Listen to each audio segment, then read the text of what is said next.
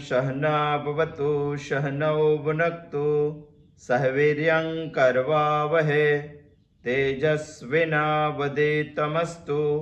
मा विद्विषावहै। हम केनोपनिषद का चिंतन कर रहे हैं, माने उपनिषद का श्रद्धा से स्मरण करना। यही तो श्राद्ध के दिन चल रहे हैं। यदि हमने हमारे पूर्वजों ने बताई हुई बात श्रद्धा से स्मरण किया तो हम में कुछ समझन स्पष्ट हो जाएगी। यदि समझन स्पष्ट हो गई तो हमें कुछ करने की इच्छा होगी। यदि कुछ करना है तो इसके लिए तो 3 प्रकार की शक्ति चाहिए। इसीलिए तो श्राद्ध के बाद तुरंत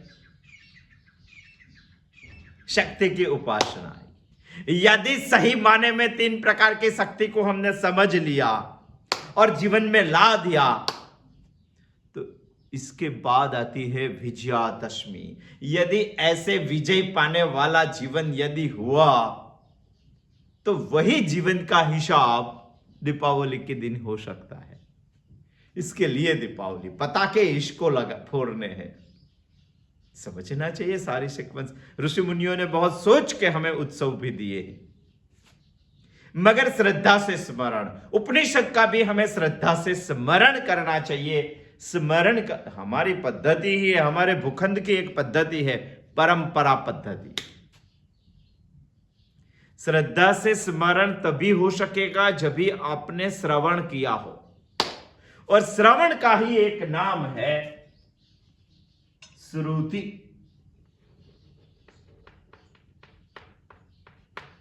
श्रवण का ही एक नाम है श्रुति। श्रुति माने वेद। वैसे वेद की मंत्र रचना से हमने वेद के 3 भाग किए हैं। एक है ब्राह्मण्य ग्रंथ, दूसरा है आरण्यक, और तीसरा है उपनिषद।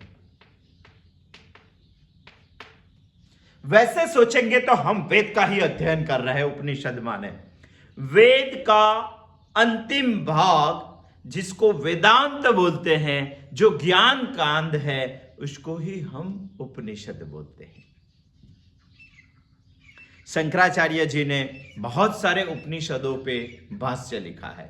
हम जिन जिन उपनिषदों पे शंकराचार्य ने भाष्य लिखे हैं वही अध्ययन कर रहे हैं। बाकी है तो बहुत सारे। आप बोलेंगे कि इतने ही क्यों? इतने इसीलिए कि यदि भाष्य लिखा हुआ उपनिषद आपने समझ लिया तो बाकी के उपनिषद आज आप खुद में खुद समझ लेंगे। इसीलिए उन्होंने भाष्य लिखा है ईशावास्य उपनिषद और भाष्य लिखा है कैनो उपनिषद। तो अब हम कैनो उपनिषद का अध्ययन कर रहे हैं। ये उपनिषद ने वेद के साथ संबंध है।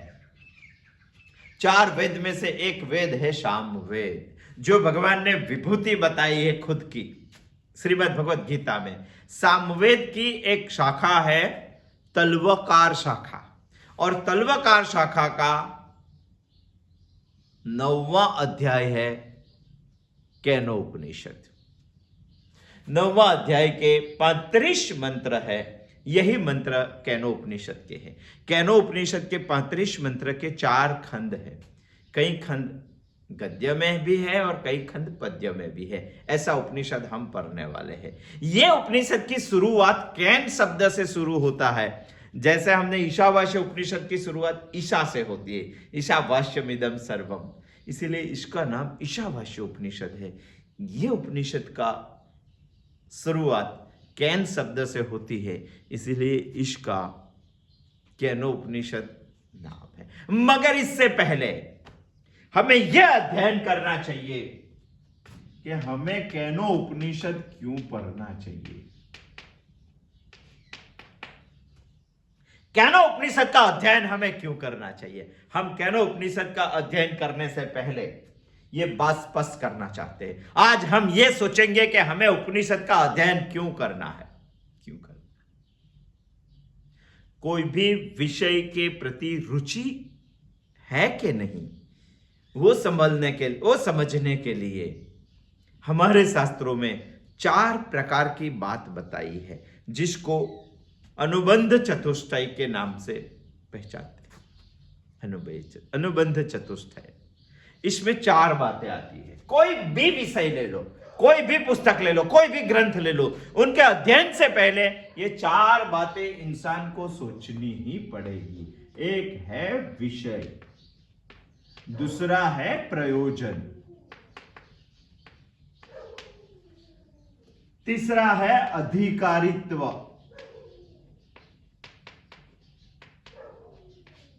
और चौथा है संबंध।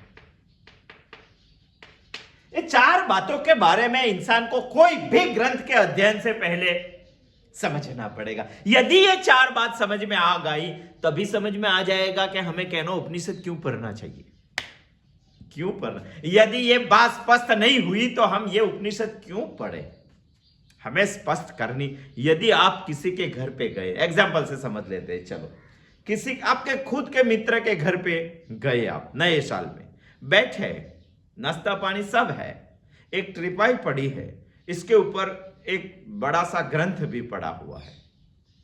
आपके मित्र ने यानी मेहमान को यजमान ने बताया, घर वाले ने बताया कि ग्रंथ पढ़ने जैसा है, आप पढ़ लेंगे क्या तुरंत? उन्होंने बताया नहीं पढ़ेंगे। हमें तो ऋषि मुनि बता रहे हैं कि केनो उपनिषद पढ़ने जैसा ग्रंथ है, अध्ययन करने जैसा ग्रंथ है, स्वाध्याय करने जैसा ग्रंथ है, चिंतन करने जैसा ग्रंथ है, मगर हम पढ़ लेते हैं क्या तुरंत? हम पहले पूछते हैं, यही किसी के घर पे बैठे और किसी ने हमें ग्रंथ बताया तो हम पहले पूछ लेते इसका सब्जेक्ट कौन सा है, विषय कौन सा है। ये समझे बगैर हम किसी भी ग्रंथ को पढ़ लेते हैं क्या? कोई हमें बता दे कि ग्रंथ अच्छा है तो फिर भी हम पहले पूछ लेते हैं कि इसका विषय कौन सा है, सब्जेक्ट कौन सा है। सब्जेक्ट जाने बगैर हम ग्रंथ को उठाते नहीं है। दूसरी बात, यदि हमने सब्जेक्ट तो जान लिया, मगर इसका प्रयोजन क्या है? प्रयोजन माने उपयोगिता, मुझे जरूरत है कि नहीं वो आप चेक करते हैं। यदि उन्होंने आपको सब्जेक्ट बता दिया मगर यह सब्जेक्ट मुझे क्या काम का है, मुझे कोई काम का नहीं है, तो आप प्रयोजन के हिसाब से उनको उठाएंगे नहीं। तीसरी बात, अधिकारित्व, उन्होंने प्रयोजन भी बता दिया, आपके काम का भी है, विषय भी समझा दिया, मगर ये पढ़ने के लिए आपका अधिकारित्व नहीं होगा तो आप ये नहीं पढ़ेंगे। यदि अधिकारित्व भी होगा मगर संबंध नहीं है। एग्जाम्पल से समझ रहे, किसी मित्र के घर पे आप गया, मित्र ने बताया कि पढ़ने जैसा ग्रंथ है, आपने उठाते नहीं है, और उठाते हैं तो मित्र को पूछ लेते कौन से सब्जेक्ट का है। मित्र ने बताया कि वो रंधन कला यानी पाक शास्त्र का ग्रंथ है। आप बोलेंगे कि ये मेरा सब्जेक्ट नहीं है, आप नहीं उठाएंगे, चाहे कितना भी अट्रैक्टिव ग्रंथ हो, ये आपका सब्जेक्ट ही नहीं है। रसोई बनाना आपका सब्जेक्ट है क्या? तो आप कैसे उठाएंगे? नहीं उठाएंगे। यदि आपका यह सब्जेक्ट है तभी ये ग्रंथ आप उठाएंगे। विषय तो कोई भी ग्रंथ का पहला समझना ही पड़ेगा, और प्रयोजन। यदि आप रसोई कला में कुछ जानते भी नहीं है, कभी रसोई बनाई भी नहीं है, और कभी बनाएंगे ऐसा लगता भी नहीं है, तो आप ये ग्रंथ क्यों पढ़े? आपका प्रयोजन ही भी नहीं है, प्रयोजन भी नहीं। अधिकारित्व, यदि यह ग्रंथ फ्रेंच भाषा में लिखा हुआ है, उर्दू भाषा में लिखा हुआ है, तो आपका अधिकारित्व है उसको पढ़ने का? है ही नहीं, तो क्यों पढ़े? और चौथी बात है संबंध। संबंध माने ये ग्रंथ पढ़ने से मुझे क्या प्राप्त होगा, प्राप्य प्रापक संबंध। जो प्राप्त होगा वो प्राप्त करने वाले को क्या संबंध है। संगीत का ग्रंथ यदि सामने है और आपको संगीत में कुछ भी मालूम नहीं है, तो आपको क्या प्राप्त होगा उससे? और यदि प्राप्त नहीं हुआ तो आप ग्रंथ क्यों थे? हमें ये 4 बातें केनोपनिषद के बारे में समझनी है। यदि हमें ये 4 बातों में स्पष्ट हो गए तो हम केनोपनिषद का अध्ययन करेंगे, हम उनका चिंतन करेंगे, हम उनका स्वाध्याय करेंगे। पहली बात है विषय। हमें यह समझना है कि केनोपनिषद का विषय कौन सा है। अध्ययन से पहले ये चार बात तो पूछनी ही चाहिए। हम केनोपनिषद के बारे में यदि अध्ययन करने वाले हैं तो हम चार बात पहले पूछेंगे कि केनोपनिषद का सब्जेक्ट कौन सा है। यदि ये सब्जेक्ट आपको रुचिदायक नहीं है तो आप क्यों पढ़े। केनोपनिषद का सब्जेक्ट है परब्रह्म, जिसको हम परतत्व भी बोल सकते हैं। आप बोलेंगे कि ये सब्जेक्ट का नाम तो हमने सुना है, मगर हमें क्या जरूरत है इसकी। ये विषय के बारे में थोड़ा समझना पड़ेगा। परब्रह्म शब्द ही समझना पड़ेगा। परब्रह्म शब्द है पर वत्ता ब्रह्म। एक ऐसी शक्ति के बारे में उपनिषद हमें बताने वाला है जो पर ब्रह्म है। हम जिससे जानने के लिए दुनिया में भगवान ने हमें जो जो चीज दी है, वो सभी चीजों से जो तत्व पारा है उसको बोलते हैं परतत्व। ये केनोपनिषद का विषय है। हम दुनिया को किससे जानते हैं? हम दुनिया को 11 इंद्रिय से जानते हैं। चक्षु से जानते हैं, श्रवण इंद्रिय से जानते हैं, ज्ञानेन्द्रिय से जानते हैं, स्पर्शेंद्रिय से जानते हैं, वाक, पाणी, पाद, उपस्थ से, वायु से जानते हैं, और 11वां मन और बुद्धि भी ले लो। ये सारी चीजों से हम दुनिया को जानते हैं, इस संसार को जानते हैं। मगर केनोपनिषद जो बताने वाला है वो 11 इंद्रिय, मन और बुद्धि किसी से जाना जाने वाला नहीं है, समझाने वाला नहीं है। इससे तो वो पर है। जो पर है इसी को बोलते हैं परब्रह्म। आप बोलते हैं कि ये परब्रह्म क्या चीज है? हमारे शास्त्रों ने, बहुत ध्यान से समझना, हमारे शास्त्रों ने परब्रह्म को 5 स्टेज पे बताया है। ये 5 स्टेज के बारे में यदि हमने सोच लिया, समझ लिया थोड़ा सा, तो हम परब्रह्म को समझ पाएंगे। एक है परब्रह्म,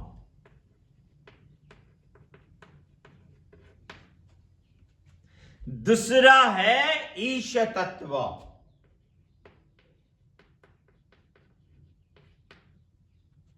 समझना पड़ेगा। तीसरा है अंतर्यामी,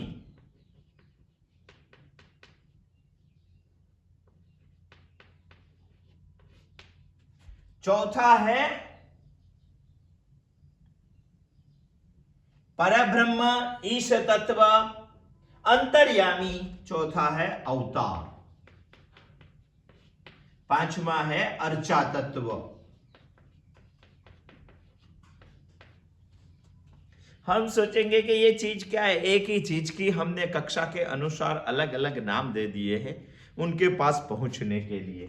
यदि जीवन का साफल्य है यहां तक पहुंचने का, यहां तक पहुंचने के लिए हमने उनकी कक्षा तय कर दी है, हमारे शास्त्र ने बताया है।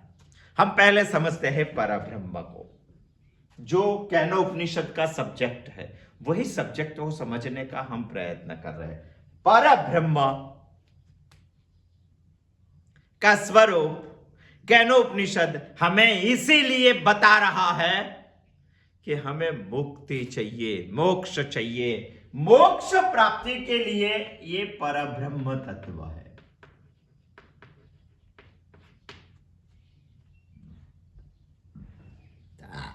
मोक्ष प्राप्ति के लिए परब्रह्म तत्व है। और मोक्ष के लिए तो पहले हमारा अंतःकरण शुद्ध होना चाहिए। इससे बगैर मोक्ष नहीं मिल सकता है। यदि अंतःकरण शुद्ध नहीं हुआ तो ईशा का दर्शन आपको नहीं होगा। इसीलिए हमारे अंतःकरण को शुद्ध करने के लिए परब्रह्म से कुछ थोड़ी सी कम कक्षा का एक तत्व के बारे में हमने सोचा है, हमारे लोगों ने सोचा है, हमारे पुरखों ने सोचा है। वो है ईशा तत्व, अंतःकरण को शुद्ध करने के लिए।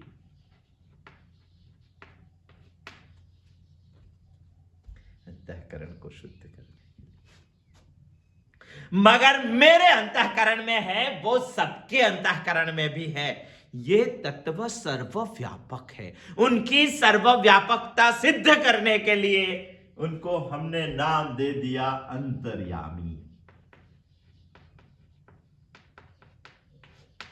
मगर वो ब्रह्म तत्व दुनिया में कभी कोई विशिष्ट प्रयोजन से दुनिया का कोई भी आकार लेके हमको मार्गदर्शन करने के लिए आ भी सकता है।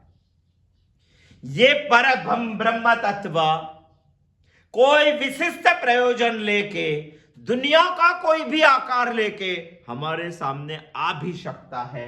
इसको बोलते हैं अवतार। मगर इनकी कोई समय मर्यादा होती है। हम तो बार बार इस सृष्टि में आते हैं तो हमारे सामने श्रद्धा के लिए कोई तत्व चाहिए, पूजा के लिए कोई तत्व चाहिए, अर्चना के लिए कोई तत्व चाहिए। इसके लिए बना दिया अर्चा तत्व। ये दुनिया की सब सारी मूर्तियां में अर्चा तत्व है, दुनिया के शिवलिंग में अर्चा तत्व है, दुनिया के शालिग्राम में भी अर्चा तत्व है। जितनी भी मूर्तियां हैं ईश्वर की हमने कल्पना की हुई ऋषि मुनियों ने और हमारे सामने जो खड़ी कर दिए, जिसकी हम पूजा प्रार्थना और पूजा पाठ कर रहे हैं, वो सब अर्चा तत्व में आते हैं। हम तो यहां ही है, यहां से हमें यहां पहुंचना है। इसीलिए केनोपनिषद का सब्जेक्ट है ब्रह्म तत्व।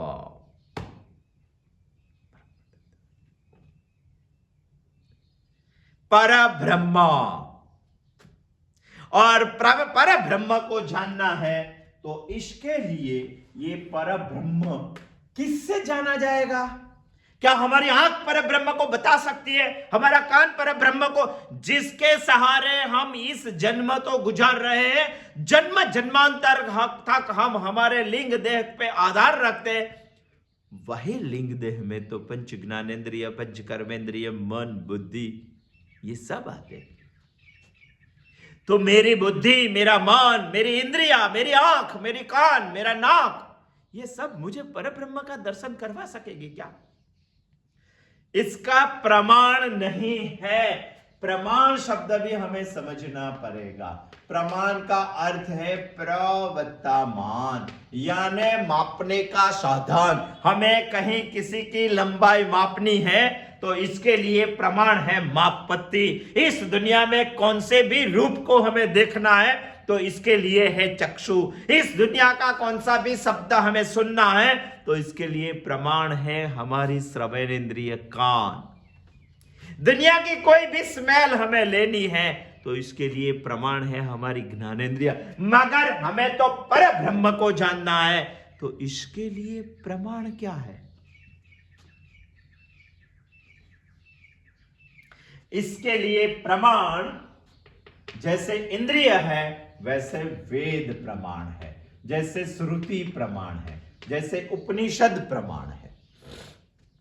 परब्रह्म को जानने, दुनिया की कोई भी विद्या हमें परब्रह्म नहीं बता सकती, समझा सकती। उसके लिए तो उपनिषद ही पढ़ना पड़ेगा।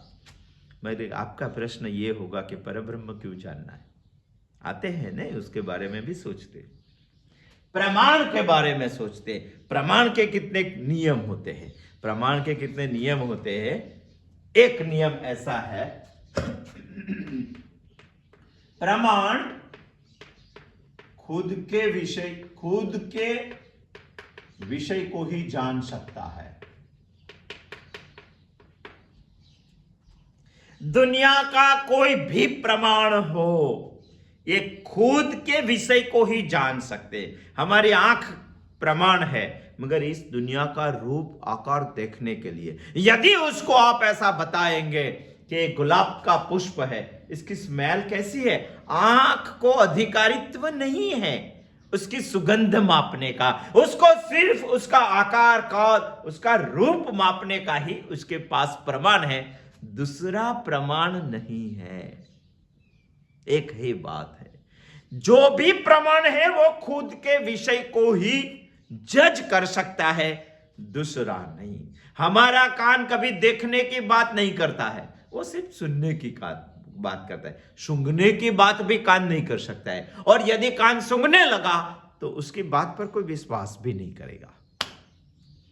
दुनिया का कोई भी प्रमाण हमारे माप पत्ती मापने का प्रमाण है, मगर माप पत्ती से हम ऐसा सोचने लगे कि गुलाब जामुन कैसे, यदि टेस्ट करके देखेंगे तो माप पत्ती ये नहीं कर पाएगी। दुनिया का कोई भी प्रमाण अपने खुद का विषय को ही समझ सकते हैं, अन्य नहीं, दूसरा नहीं।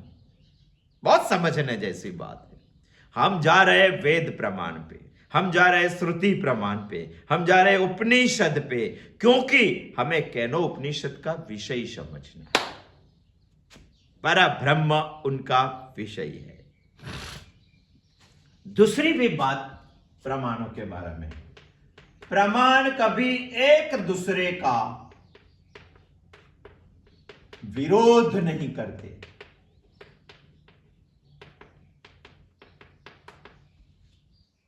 कर ही नहीं पाते, क्योंकि उनके विषय की सीमा मर्यादा सीमित है।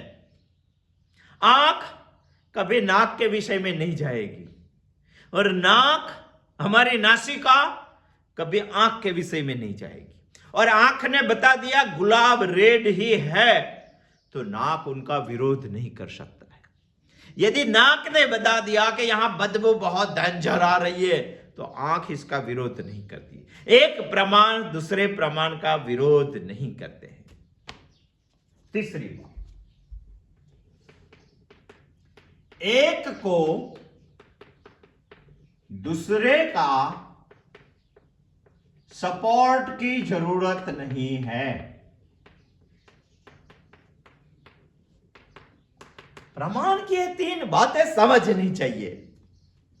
कोई भी प्रमाण हो, यदि आंख को कोई कलर देखना है तो इसके लिए नाक और कान और चमड़ी के सहकार की जरूरत नहीं है। वो खुद के विषय के बारे में बता सकती है, जज कर सकती है। दूसरे के सहकार की जरूरत उनको नहीं है, दूसरे का विरोध वो नहीं कर पाती है, और खुद के विषय के बारे में वो परफेक्ट जज कर सकती है। वैसा ही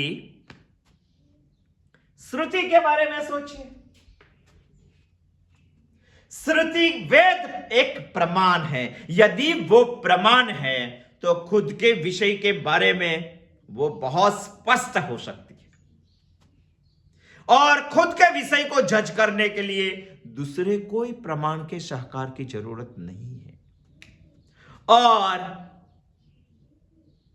जो उन्होंने प्रमाण करके इस दुनिया में सिद्ध कर दिया, दूसरा इनका विरोध नहीं कर पाता है। आंख ने जो सिद्ध कर दिया, श्रवण इंद्रिय उनका विरोध नहीं कर पाती है क्या?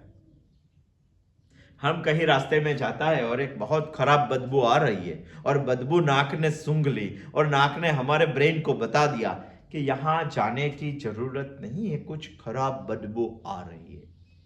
तो आंख ऐसा बोल सकती है कि नहीं, हमें वहां ही जाना पड़ेगा क्योंकि वहां बहुत कलर है और बहुत अच्छा दिखाई देता है, ये बदबू इसकी गलत बात है, नहीं है बदबू यहां।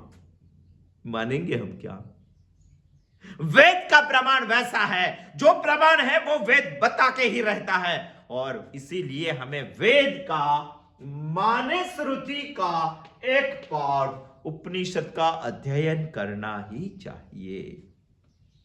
श्रुति प्रमाण हमारे अहंकार को जानने वाला कोई अपरिवर्तनशील नित्य शाश्वत साक्षी है, वो हमें मानना ही पड़ेगा। बहुत गहरी बात है, समझ लो। हमारे अहंकार को जानने वाला कोई नित्य शाश्वत अपरिवर्तनशील साक्षी है ही, हमें मानना ही पड़ेगा। और वो साक्षी को हमें जानना है, और वो जानने के लिए वेद के प्रमाण के सिवा और दुनिया में कोई प्रमाण नहीं है। इसीलिए वेद के अंत भाग ज्ञान कांड उपनिषद का हमें अध्ययन करना है। आ गई बात समझ में? पहली बात हमने ऐसे माननी ही पड़ेगी कि हमारे अहंकार आदि सभी बातों को जानने वाला कोई, आप नहीं मानेंगे क्या, कोई नित्य शाश्वत तत्व है? नहीं मानेंगे क्या? एक एग्जांपल से समझते हैं। दुनिया में इसी को ही गति समझ में आती है जो गतिशील नहीं है। दुनिया में इसी को ही परिवर्तन समझ में आता है जो परिवर्तनशील नहीं है। आप एक ट्रेन में बैठे हैं, पूरी एसी कोच में बैठ गए आप, पूरी खिड़कियां सब बंद है, बाहर का कुछ दिखाई भी नहीं देता है आपको, और ट्रेन 180 किलोमीटर पर आवर की गति से दौड़ रही है। आप अंदर बैठे हैं, आपको बाहर का कुछ दिखाई नहीं देता है। आपको गति समझ में आएगी क्या? एयर में कभी बैठे हैं, विमान में कभी हम बैठे हैं, तो विमान की गति हमें समझ में नहीं आती है, नहीं आती है। क्यों? क्योंकि हम भी स्थिर है, अंदर का भी स्थिर है। यदि खिड़की से बाहर देखेंगे तो ही गति हमें समझ में आए। यदि आप ट्रेन में बैठे हैं और खिड़की से बाहर देखेंगे तभी आपको समझ में आ जाएगा कि ट्रेन कितनी गति से दौड़ रही है। मतलब इसका यह निष्कर्ष निकला कि आप स्थिर है, ऐसा आप समझ जाएंगे तभी बाहर की गति आप देख पाएंगे, समझ पाएंगे। और यदि आप बाहर की गति समझते हैं तो आपको मानना ही पड़ेगा कि मैं स्थिर हूं, तभी तो गति समझ में। दुनिया का परिवर्तन इसी को ही समझ में आता है जो अपरिवर्तनशील है। बाकी दुनिया के परिवर्तन से साथ परिवर्तन रहता है उसका, तो उसको परिवर्तन समझ में नहीं आता है। गति के साथ गतिशील है और बाहर का कुछ दिखता नहीं है, उसको गति समझ में नहीं आती है। बहुत गहरे सब्जेक्ट है, समझना पड़ेगा, मगर आसान करके समझने की कोशिश कर रहे हैं। उसी तरह हमें गति भी समझ में आती है। मान लो आप कुछ गति नहीं है, ऐसे स्थिर चीज है। दुनिया का परिवर्तन भी समझ में आता है, तो मान लो आप कुछ अपरिवर्तनशील है। दुनिया की अनित्यता भी समझ में आती है, तो समझ लो आपके पास ऐसी कोई चीज है जो शाश्वत है। यदि ये शाश्वत नहीं है तो उनको अनित्य बात समझ में नहीं आएगी। आप नित्य। मेरे पास मेरे अहंकार को जानने के लिए, मेरे इंद्रियों को जानने के लिए, मेरे मन बुद्धि को जानने के लिए कोई ऐसा तत्व है जो अपरिवर्तनशील है, नित्य है, शाश्वत है, स्थिर है और सर्वव्यापक है। वही तत्व को कैनोपनिषद परब्रह्म बता रहा है। वो जानना चाहिए कि नहीं जानना चाहिए? यदि जानना है तो वो विषय है कैनोपनिषद का। दूसरी बात बताते हैं। यदि हमने 4 बात समझनी है तो पहली बात है उनका सब्जेक्ट, दूसरी बात है प्रयोजन। प्रयोजन माने उपयोगिता क्या है उसकी, ये समझ में नहीं आएगी तो नहीं करेंगे। दुनिया की कोई भी विद्या जो ज्ञान नहीं देती वो उपनिषद देता है। वही ज्ञान बाकी दुनिया की सारी विद्या पढ़कर भी हम अज्ञान रहते हैं। बहुत ध्यान से समझने का बोलता हूं, 2-3 सेंटेंस, पूरी आयु तक सोचने जैसी बात है। दुनिया की उपनिषद श्रुति के बताई हुई विद्या के बगैर कौन सी भी विद्या पढ़ लो, वो विद्या हमें ज्ञान नहीं देती है, अज्ञान देती है। वो अज्ञान संसार के सारे दोषों का बीज है। उसमें से दोष निकलते ही रहेंगे, निकलते ही रहेंगे, निकलते ही रहेंगे। यदि संसार के सारे दोष को निवारण करना है तो इस संसार की विद्या नहीं, उपनिषद की विद्या का अध्ययन करना चाहिए। उपनिषद की विद्या के पास ऐसा ज्ञान है जो ज्ञान से इस संसार के सारे दोषों को शाश्वत काल के लिए संपूर्णतः निराकरण ला सकता है। हमें ऐसा चाहिए कि नहीं चाहिए? वो संपूर्ण क्षमता उपनिषद की विद्या में ही है। इसीलिए प्रयोजन है उपनिषद का अध्ययन, इसीलिए सब्जेक्ट पढ़ना चाहिए परब्रह्म। आप बोल रहे हैं कि परब्रह्म सब्जेक्ट से क्या होगा, विद्या से क्या होगा, प्रयोजन क्यों करना चाहिए? सारा संसार अनित्य है, उपनिषद हमें नित्य देता है। हम समझ रहे हैं प्रयोजन, सारा संसार अनित्य है, उपनिषद हमें नित्य दे रहा है। संसार की सारी बातें चढ़कर पढ़ने जैसी है। आप बोलेंगे कि ये बात क्या बताई? अरे आप जितना भी चढ़ोगे, चाहे सोच लो जितना भी सोचना है उतना, जितना भी चढ़ोगे पढ़ने के लिए ही चढ़ना है, पढ़ने के लिए ही चढ़ना। यदि पढ़ना ही है तो चढ़ना क्यों? आप जितनी ऊंचाई पे चढ़ेंगे वहां से पढ़ेंगे तो अवश्य, यदि आपने उपनिषद का अध्ययन नहीं किया तो। इसीलिए प्रयोजन है कहना उपनिषद का अध्ययन करने का। जितने भी ऊपर चढ़ेंगे वहां से पढ़ेंगे तो अवश्य ही, और जितने ऊंचे से पढ़ेंगे उतना लगेगा ज्यादा। इस संसार का नियम है। उपनिषद के अध्ययन के बगैर आप चढ़े तो पढ़ना तो अवश्य है। यदि पढ़ने के लिए ही चढ़ना है तो चढ़ना क्यों? दुनिया में जो भी प्राप्त किया वो खोना ही है। यदि खोने के लिए ही प्राप्त करना, पढ़ने के लिए ही चढ़ना, ये तो मूर्ख के सरदार होते हैं, वो काम करते हैं। मैं नहीं बोलता हूं कि आप मूर्ख के सरदार हैं, श्रुति बता रही है, हमारे शास्त्रों बता रहा है। इस संसार की सारी चीज प्राप्त करना, खोने के लिए प्राप्त करना। इस संसार में सारी जगह पे चढ़ना, पढ़ने के लिए चढ़ना। यदि पढ़ने के लिए ही चढ़ना है और खोने के लिए ही प्राप्त करना है, ये काम तो सरदारों के, अरे मूर्खों के सरदार करते हैं। हम मूर्ख के सरदार है क्या? इसमें उपनिषद का चिंतन प्लस करना चाहिए, तभी हम कुछ ऐसी चीज पा सकेंगे जिसको कभी भी खो नहीं पाएंगे। हम ऐसे चढ़ सकेंगे जहां से कभी पढ़ना नहीं है।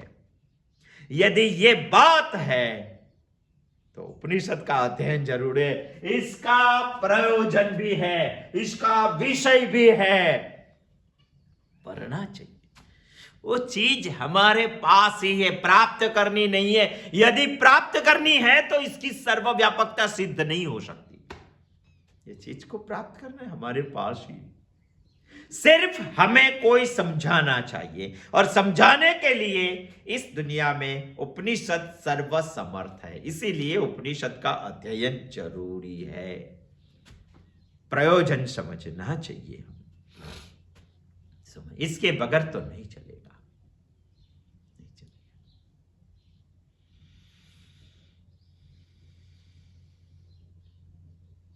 सारी अविद्या से घिरे हुए हैं हम,